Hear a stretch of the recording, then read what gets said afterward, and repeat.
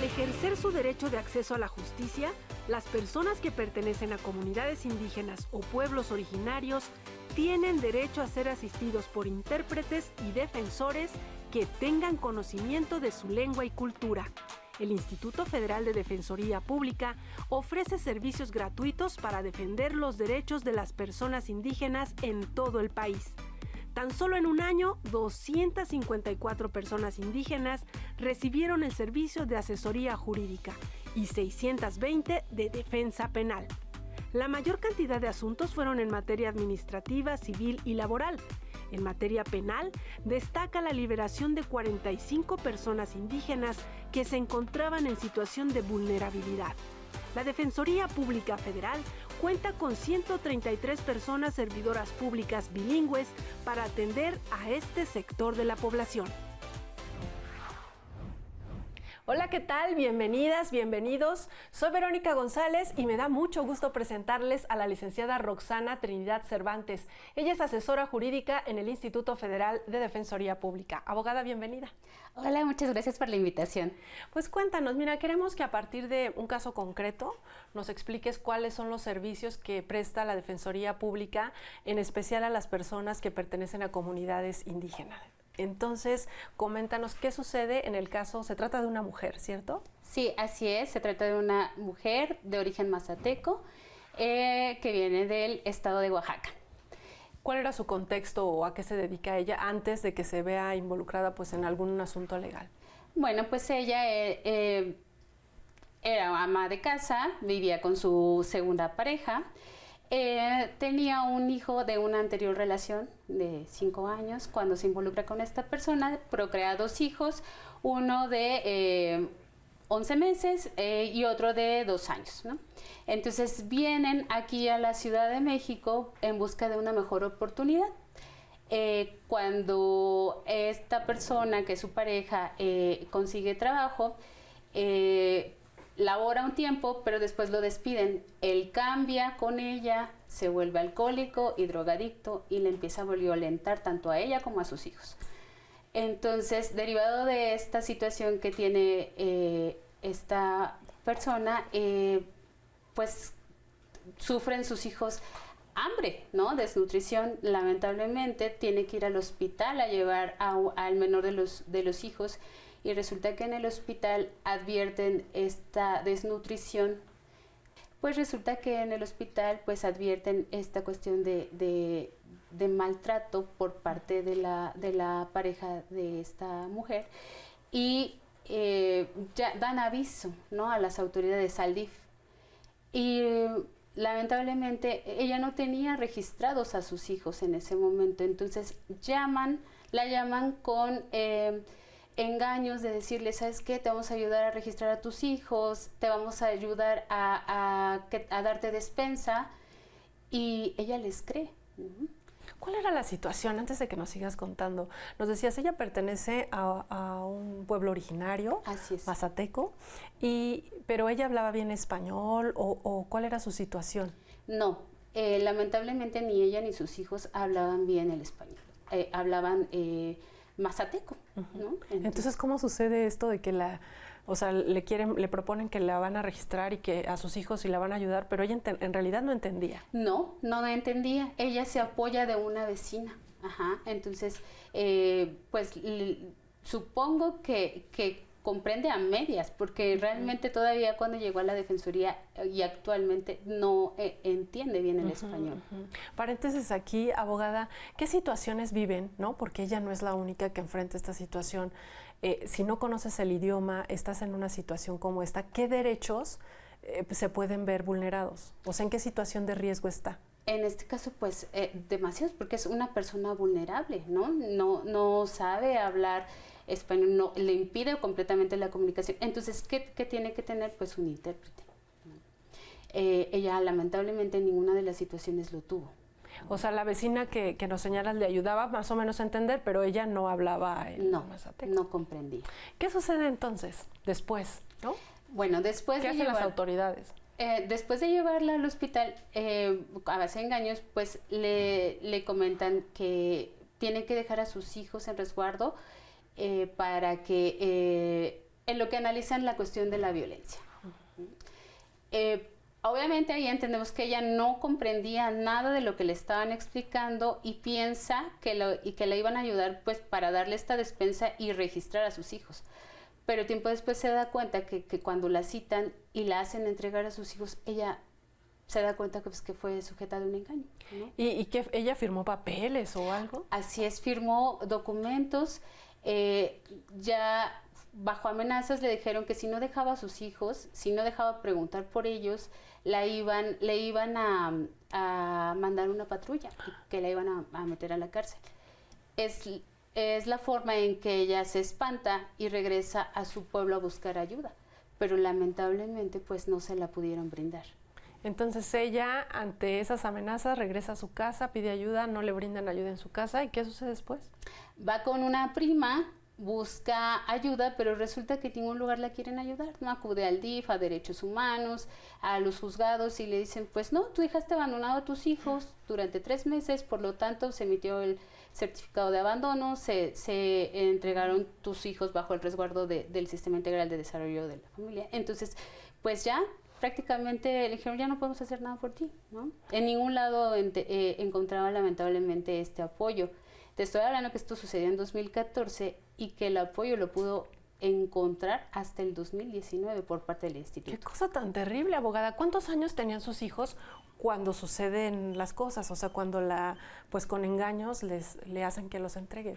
Tenía la edad de 5 años, 2 años y 11 meses. Estaban chiquititos. Estaban muy pequeños. Así ¿Y ella cuántos años tenía en ese momento? Estos 27 años aproximadamente. Oye, abogada, y cuando ella regresa y le dicen ya no podemos hacer nada, pues ella seguía sin entenderlo, ¿no? Así es. Ella nunca comprendió por qué no tenía a sus hijos con ella y por qué no le dejaban ver a sus hijos. No lo comprendió porque nunca tuvo quien le explicara, ¿no? Los beneficios y consecuencias de que sus hijos estuvieran albergados. Entonces ahí el primer derecho que se viola pues es que necesitaba contar con un intérprete, ¿no? Así es. Vamos a hacer una pausa y de regreso nos comentas en qué momento llega el asunto a la Defensoría Pública Federal y cómo es que la apoyaron. Sí. Vamos a la pausa, no se vayan. ¿Fuiste detenido de manera arbitraria o estás acusado de cometer un acto que es contra la ley? Tienes derechos y nosotros podemos representarte. Acércate a los servicios gratuitos del Instituto Federal de Defensoría Pública. Te defendemos en cualquiera de las etapas del sistema de justicia penal acusatorio, es decir, desde el momento de la detención hasta la ejecución de la sentencia. Si fuiste procesado en el sistema penal tradicional, también hacemos valer tus derechos. Las y los defensores públicos federales protegemos tus derechos ante agencias del Ministerio Público y centros de justicia penal en todo el país. Llama a Defensatel 822-42-42-6. De la mano del Instituto Federal de Defensoría Pública, haz valer tus derechos.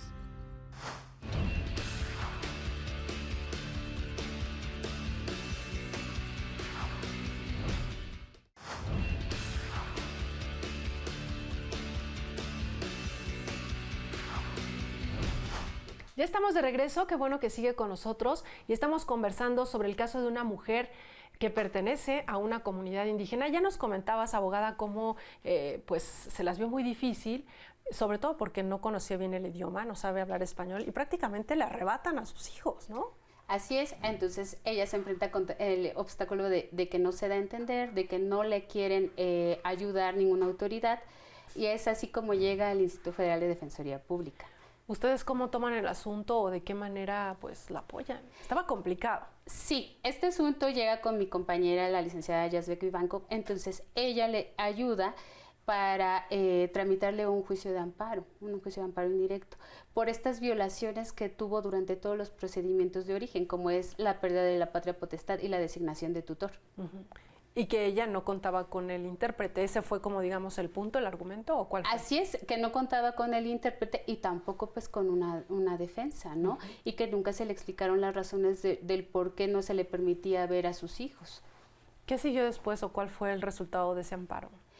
Es importante aclarar que el amparo todavía sigue en trámite, pero en la primera instancia pues nos negó el amparo porque consideraron que ella había consentido los actos, que ella ya había pasado mucho tiempo y que ya no había hecho nada. Y en realidad, pues, es así como se va al recurso de revisión y ordenan después reponer todo el procedimiento. Ahora que se ordena reponer el procedimiento, ¿qué es lo que sigue? Para quienes no están familiarizados con los procedimientos legales, ¿qué es lo que sigue para esta mujer? Bueno, pues es muy importante porque le van a dar la oportunidad ahora sí de defenderse, pero de defenderse junto con un intérprete.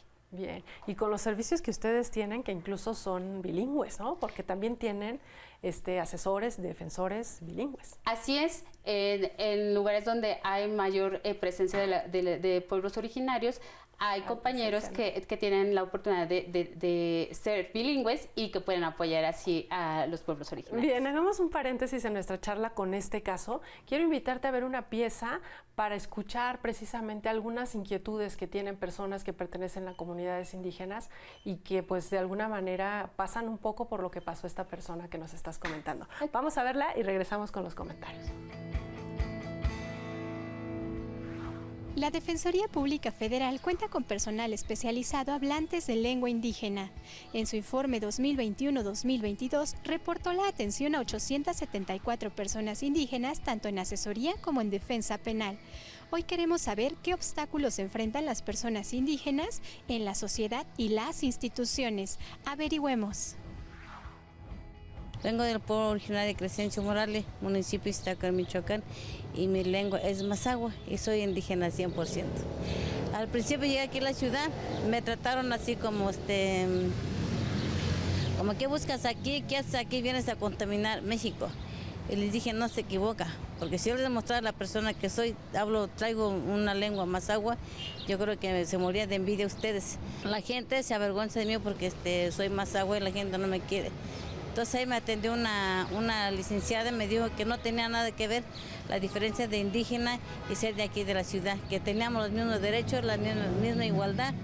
Pues yo hablo náhuatl, pues yo vengo de la Sierra Norte de Puebla, de un pueblito, aquí vengo a ofrecer mis blusas, quiero que me apoyen porque ahí en el pueblo no llega apoyo, queremos que en el pueblo que el gobierno que nos apoye para que salgamos adelante porque no hay trabajo, todo está seco y por eso aquí ando ofreciendo mis prendas. Soy Otomí, de Santiago Mixtitlán, estado de Querétaro. He venido, llevo años aquí, pero por una vivienda. Y pues el gobierno nos pone traba, no nos voltea a ver y pues, por indígena nos critican por somos indios o no sabemos hablar y no nos hace caso. Nosotros venimos de Yerbelagua, de Mitla, Oaxaca. Pertenecemos a la comunidad de los mixtecos, nuestra lengua original es el mixteco alto. Tuvimos que adaptar a la lengua del español de aquí de la Ciudad de México porque tuvimos muchos problemas cuando recién llegábamos, que no podemos hacer un trámite por la discriminación de la demás gente y todo eso. No sé si hay abogados que nos puedan ayudar en este tipo de problemas, porque muchas personas que vienen de nuestro pueblo para acá, para la Ciudad de México, se vienen de allá del pueblo, pero aquí se enfrentan al racismo, a la violencia, al bullying y todo eso, y pues yo siento que eso no se hace justo y pues necesitamos ver si las autoridades competentes nos pueden ayudar en ese aspecto.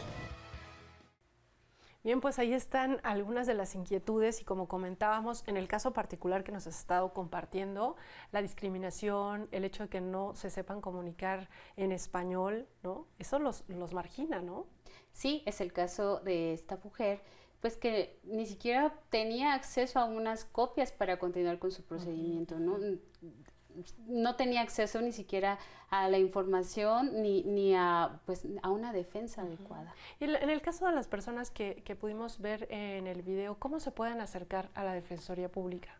Pueden acercarse a cualquier delegación donde está el instituto presente y pueden acercarse con un asesor jurídico, el cual les puede brindar el servicio de orientación, asesoría o bien representación. Justo, ¿no? Para que puedan ejercer sus derechos y que nadie los discrimine. Así es, porque aparte no debería de suceder esto, sobre todo porque sus derechos están protegidos al igual que el de todos los mexicanos dentro de la Constitución. Sí, como decía la primera señora, ¿no? O sea, de repente ya se empoderó y dijo, sí, tengo derechos, ¿no? Claro, claro que los tiene.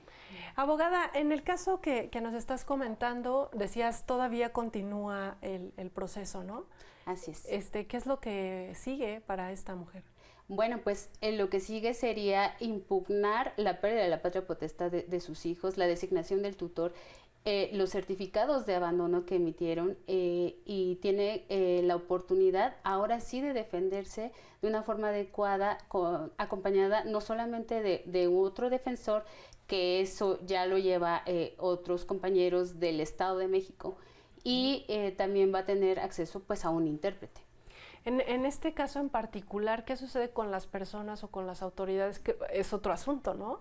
Pero sí se puede llegar, pues, no sé, poner una queja.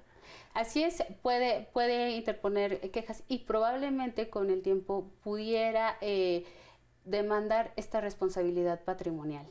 Ella, sí. por lo que le hicieron. ¿Y también sería con ustedes? O sea, ¿ustedes podrían hacer esa representación legal? Sí, así es, atendiendo obviamente a cómo vaya evolucionando los juicios de origen, pero sí podríamos con el tiempo probablemente, dependiendo del desenlace que bueno, no podemos decir cuál va a ser porque tiene que estudiarlo el juez de origen. Digamos, en este momento para ella, cuando se ordena la reposición del procedimiento, explícanos, ¿no?, en un lenguaje sencillo, ¿qué es lo que sucede?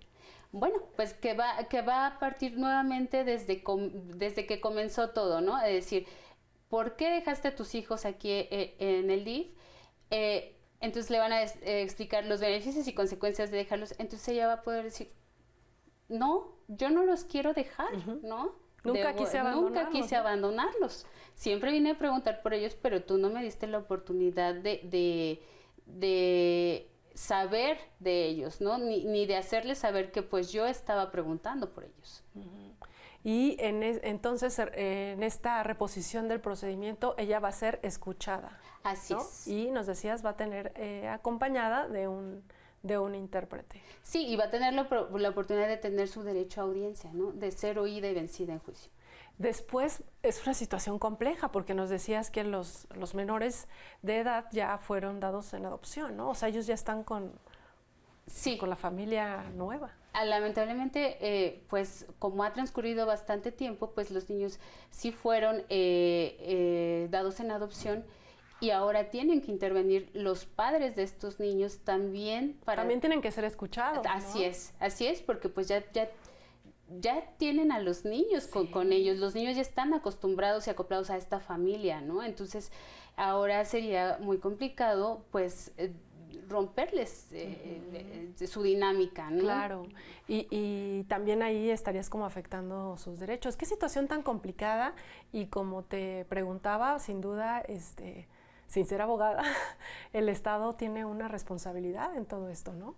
Así es, porque nunca le designó un intérprete, porque nunca le dijo cuáles eran sus derechos, porque no le dio la oportunidad de tener una defensa.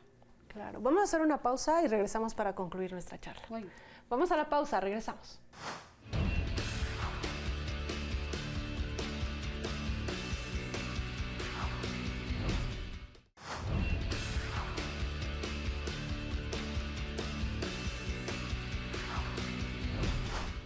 ¿Te están cobrando más electricidad de la que consumes?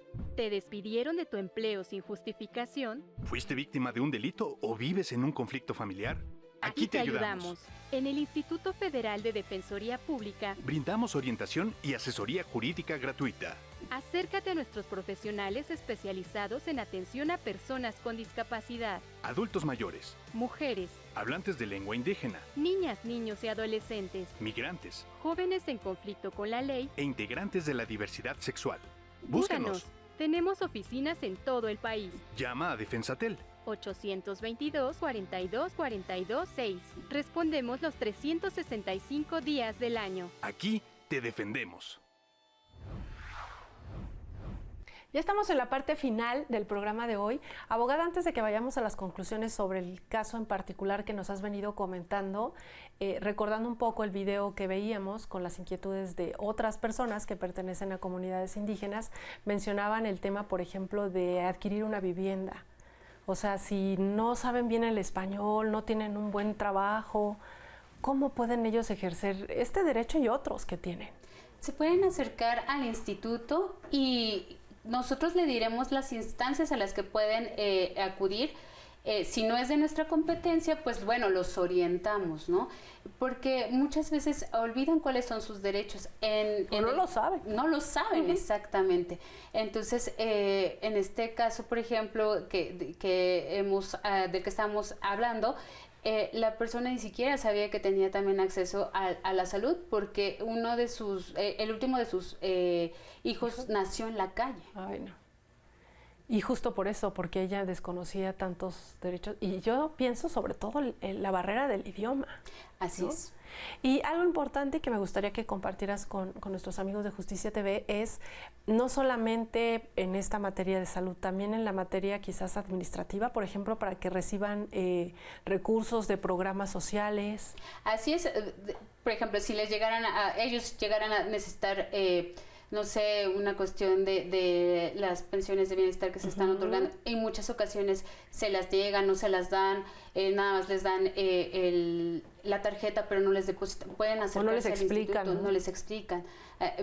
Si llegan a sufrir sus hijos de alguna discriminación en la escuela, que les nieguen el acceso a la educación, el acceso a un hospital, por cuestión, a veces es por pequeñez, como no tener para cubrir el carnet, ¿no? Para todo eso puede entrar la Defensoría. Si, por ejemplo, a lo mejor tienen un negocio y les imponen una multa, vaya, pueden... Claro, porque, por ejemplo, los que veíamos estaban como quizás vendiendo ahí cosas en la vía pública, ¿no? Sí, se pueden acercar con nosotros e, insisto, sí, nosotros siempre vamos a buscar ver qué instituciones los pueden ayudar si es que no fuera competencia del instituto. Y ahí está el servicio de orientación, ¿verdad? Así es. Y cuando les brindan este servicio, nada más les dicen, oye, pues tú lo que tienes que hacer es mejor ir a tal oficina, o también les dan ya, no sé, un escrito o algo para que ya puedan adelantar, digamos, en el trámite que quieran hacer. No, ellos en cuanto llegan nos exponen la problemática y lo que hacemos nosotros es analizar la situación y decirles, ¿sabes qué? Tienes que acudir acá, se lleva este procedimiento, puedes ofrecer estas pruebas, puedes acudir a tal, presenta este escrito. ¿Y el escrito ya se lo hacen ustedes? Algunas ocasiones sí, y tratamos de darles el oficio de canalización para que no los rechacen en las instituciones. ¿Y qué pasa con el idioma? Si ellos llegan a la Defensoría Pública y no dominan el español.